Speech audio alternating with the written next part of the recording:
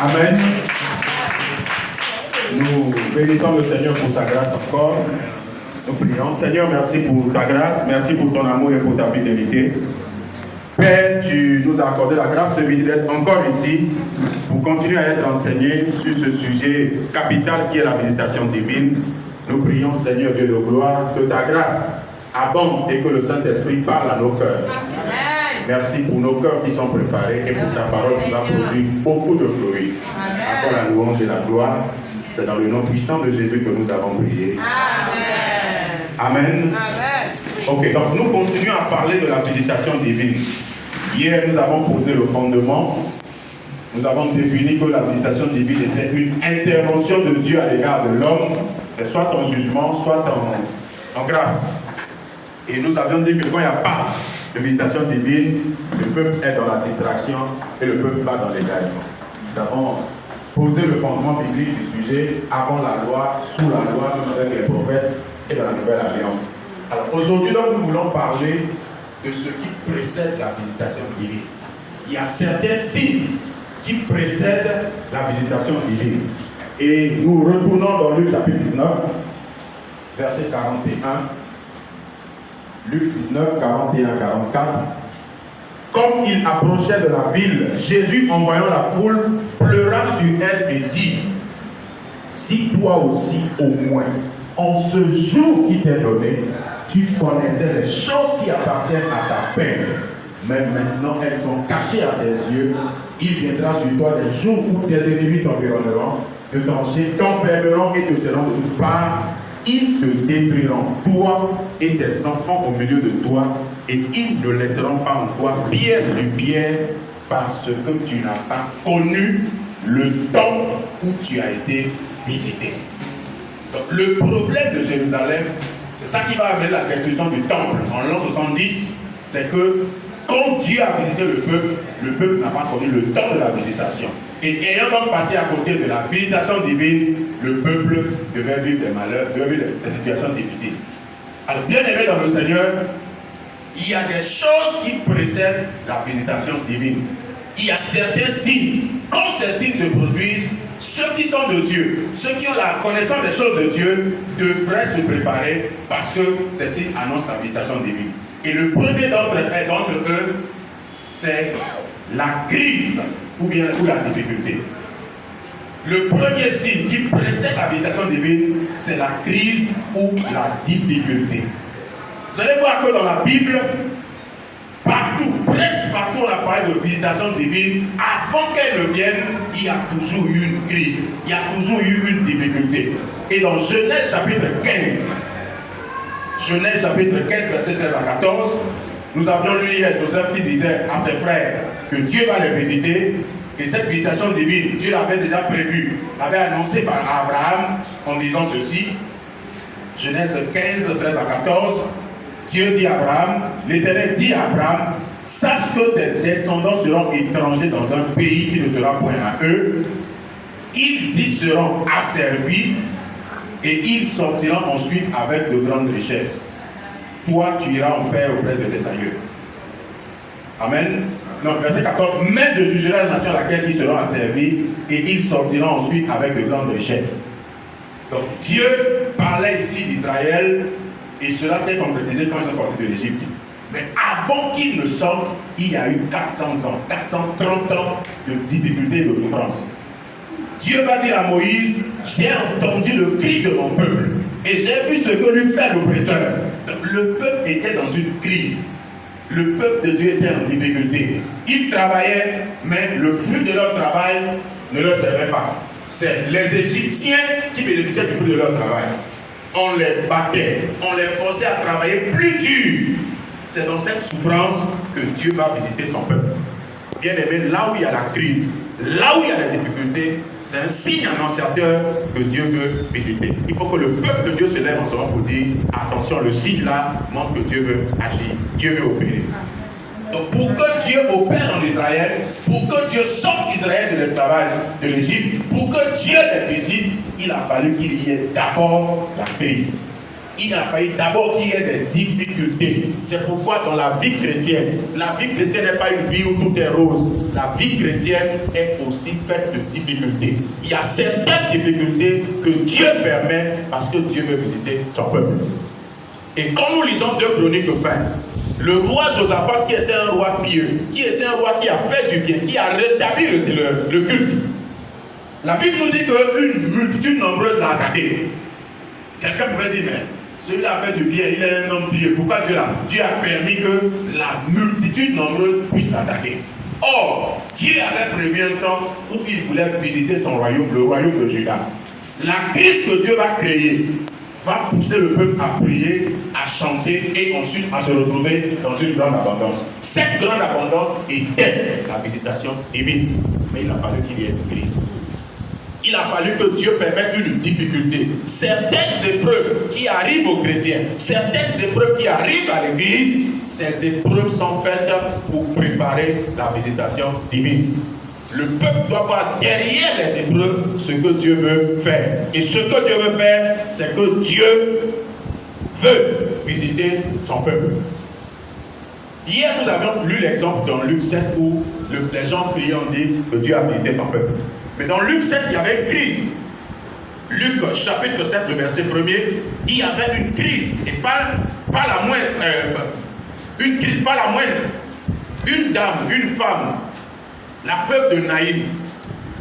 Luc chapitre 7, verset 1er. La Bible dit, après avoir ce discours, Luc chapitre 6.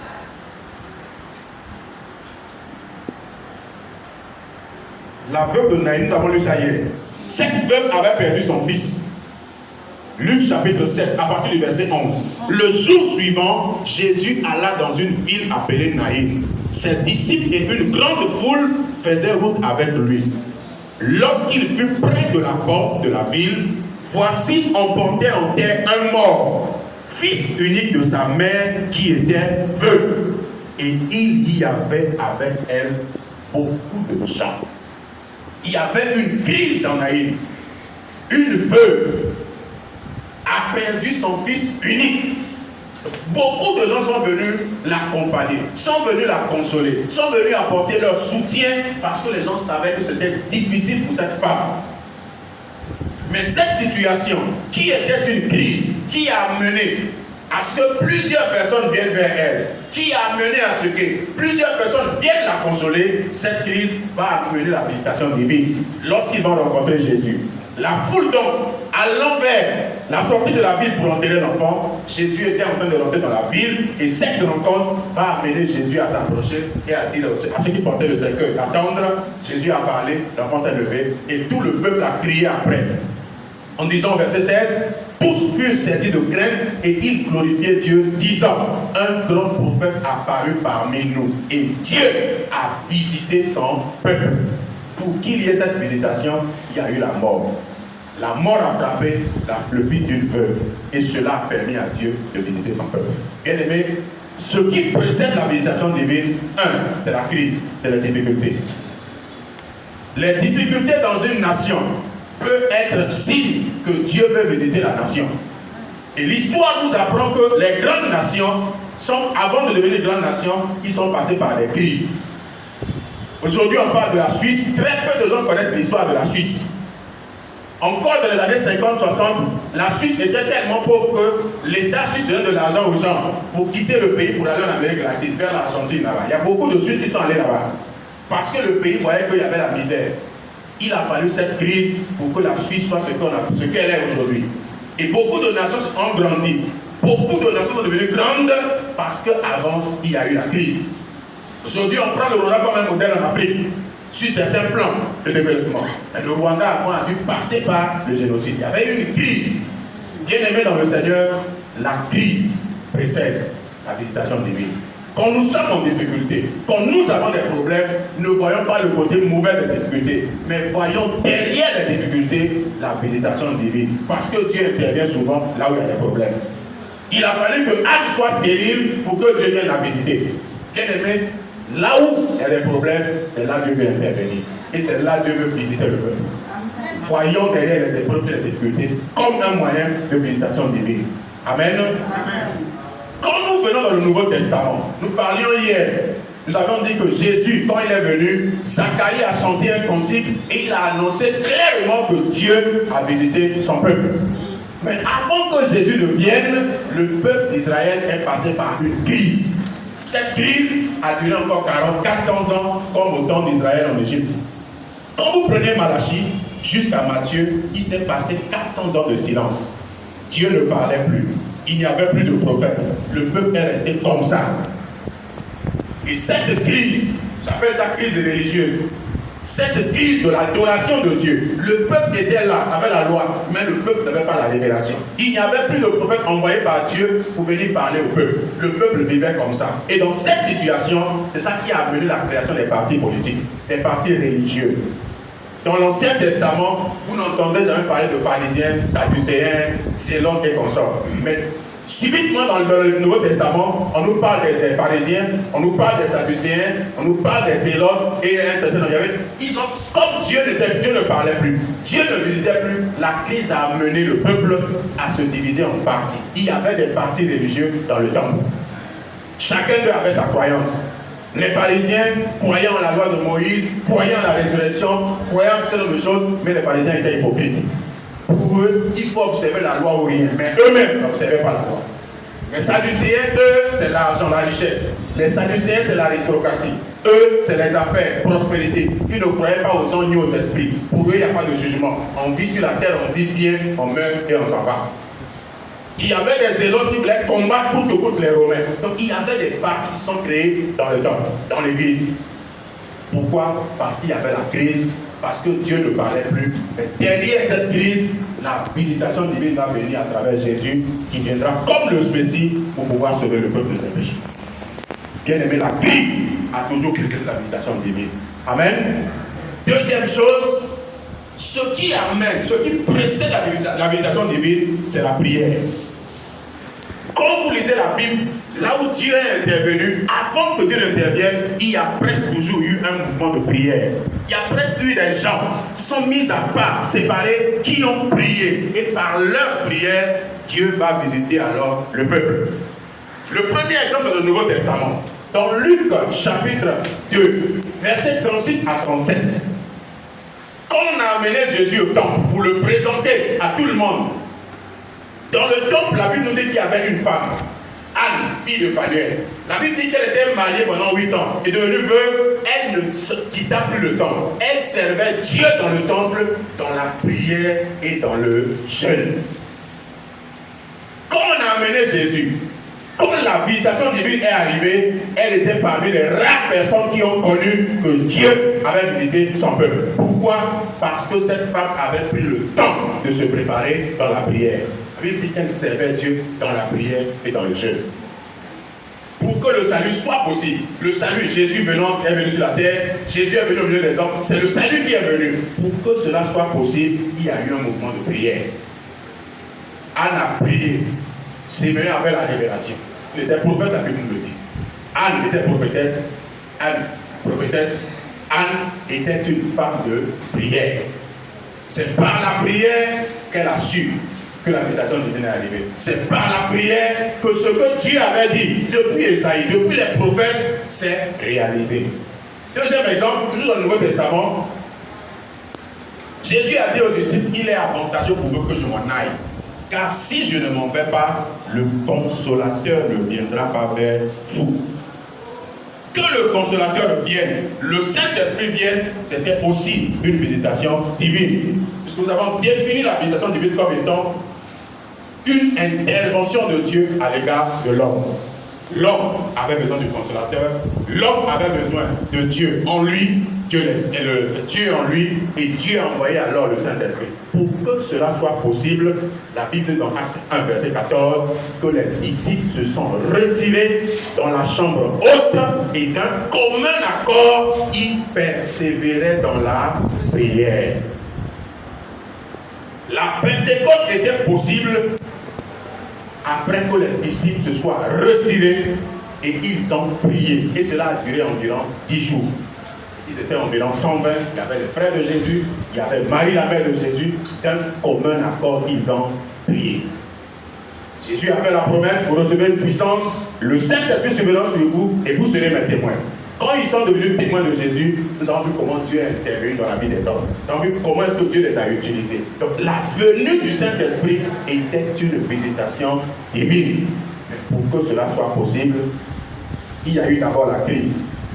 Quand Jésus a été mort, cela a créé un désespoir auprès des disciples. Quand Jésus est mort, certains d'entre eux sont retournés à leur ancienne vie. Les pêcheurs sont retournés à la pêche, d'autres ont quitté Jérusalem pour aller à Emmaüs. Donc il y a eu cette crise. Après la crise, il y a eu un moment de prière. Les disciples ont prié. Et après avoir prié, le Saint-Esprit est descendu, les a remplis et ils ont accompli la mission. Troisième chose, ce qui précède la crise, c'est le réma ou la révélation. Quand Israël priait, disait, Dieu a visité son peuple. Mais il a fallu d'abord que Dieu se révèle à Moïse. Exode 3. Dans le buisson ardent, Dieu s'est révélé à Moïse. Moïse avait la révélation sur ce que Dieu allait faire. Le peuple a vu des manifestations. Le peuple a reconnu que Dieu les a visités. Mais avant cela, il fallait que quelqu'un ait la révélation. Jésus est la visitation divine. Et pour que Jésus vienne, il y avait Anne qui avait la révélation. Il y avait aussi Siméon. Dans Luc chapitre 2, 25 à 26, la Bible dit qu'il a été divinement averti qu'il ne mourrait point sans avoir vu le Christ, le Messie. Donc, il avait la révélation que le temps dans lequel il vivait était le temps où le Messie devait venir. Si le Messie ne vient pas, lui ne mourra pas. Donc il avait cette révélation et comme le Messie est né, il est venu dans le temps, il parlait de l'enfant Jésus à tout le monde. Il dit, lui, c'est le Messie. C'est celui que nous attendions. Bien-aimés, la révélation est importante si nous voulons vivre, si nous voulons reconnaître la visitation divine. Pourquoi Jésus pleure sur Jérusalem? En réalité, Jésus pleure sur Jérusalem parce que Jérusalem, les partis religieux qui étaient dans le temple n'avaient pas la révélation sur qui était Jésus. Ils attendaient tous le Messie.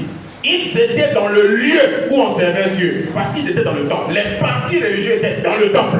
Ils attendaient le Messie. Mais quand le Messie est venu, les religieux n'avaient pas la révélation sur le Messie. C'est pourquoi ils l'ont crucifié.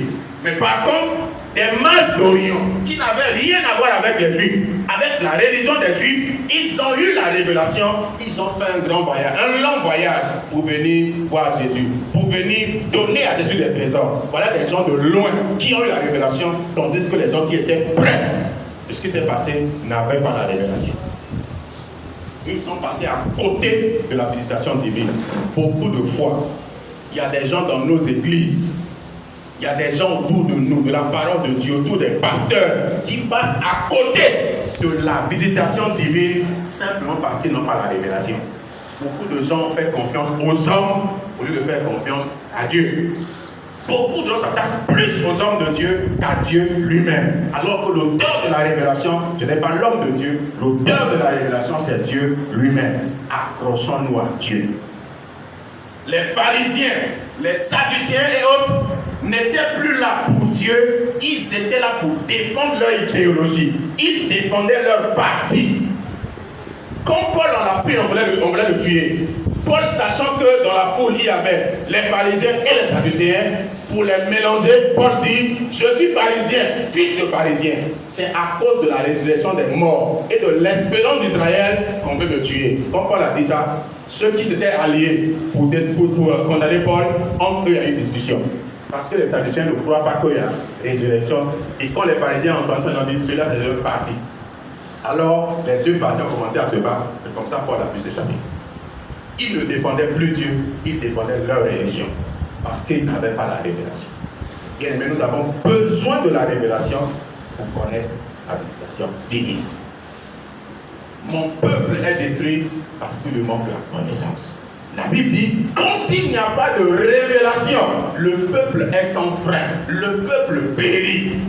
Bien aimé, quand il n'y a pas la révélation, on peut s'appeler fils de Dieu, on peut porter un titre, on passera à côté de ce que Dieu veut faire. Ce que Dieu veut faire, il ne l'annonce pas publiquement à la télé en spectacle. Ce que Dieu fait, veut faire se passe généralement dans le secret. C'est les hommes qui sont dans le lieu secret qui reconnaissent ce que Dieu veut faire. Pour rencontrer mon Dieu, Moïse n'est pas allé à la télé. Il n'a pas rassemblé la foule. Pour rencontrer Dieu, Moïse est allé sur la montagne de Dieu à Horeb. C'était un lieu secret. Et quand il y est allé, il était seul. C'est après ça qu'Aaron est venu. Quand Dieu lui parlait, Moïse disait, mais je ne sais pas parler. Dieu dit, voilà Aaron ton frère. Il sera ton interprète, ton porte-parole. Moïse était allé dans le lieu secret seul. Bien aimé, si nous avons besoin de la révélation, apprenons à nous retirer, à nous mettre de côté dans le lieu secret. L'enfant de Dieu, le chrétien, ne marche pas par la télévision, il marche par la révélation. Aujourd'hui, on marche plus par la télévision. On jure plus par les hommes qu'on voit à la télé. Grand homme, grande onction. Si, méga, on a tellement de mots qu'on emploie aujourd'hui. On marche plus par ça que par la révélation de la parole. Beaucoup de chrétiens sont prêts à défendre une idéologie donnée par un homme de Dieu au détriment de la parole de Dieu. Bien-aimé, Dieu est dans sa parole. Dieu utilise les hommes, mais Dieu est dans sa parole. Et la parole de l'homme, fût-il super loin, ne peut être au-dessus de la parole de Dieu. C'est pourquoi nous devons retourner dans la parole. Les chrétiens de Béret n'ont pas regardé que c'est les apôtres de Jésus. Certains d'entre eux étaient avec Jésus. Ils n'ont pas regardé à la face des hommes, ils n'ont pas regardé au titre des gens, mais ils examinaient les Écritures pour voir si ce qu'on leur disait était exact. Avec les apôtres de Jésus, ceux qui étaient avec Jésus, ceux qui ont entendu Jésus, ceux à qui Jésus a donné directement les ordres. Les gens de Béret n'ont pas regardé ça. Ils ont regardé la parole. Est-ce que ce qu'ils disent, c'est exact? Bien aimé, si nous voulons la révélation, nous voulons aller loin avec Dieu, il faut nous attacher à la parole. Et rien qu'à la parole. Parce que les hommes peuvent changer. Les hommes peuvent tordre le sens des Écritures. Mais la parole de Dieu demeure ce qu'elle est. Attachons-nous à la parole, attachons-nous à Dieu, cherchons la révélation. Anne, Siméon n'avait pas de parti religieux. Il n'était ni pharisien, ni sadducéen, ni zélote, ni essénien. Ils étaient disciples du Seigneur. Chacun d'eux servait le Seigneur. Les autres servaient les partis religieux, mais eux, ils servaient le Seigneur. C'est pourquoi le Seigneur s'est révélé à eux. Servons le Seigneur, servons-le véritablement. Il se révélera à nous et il nous visitera. Que Dieu bénisse sa parole et qu'il nous bénisse au nom de Jésus. Amen.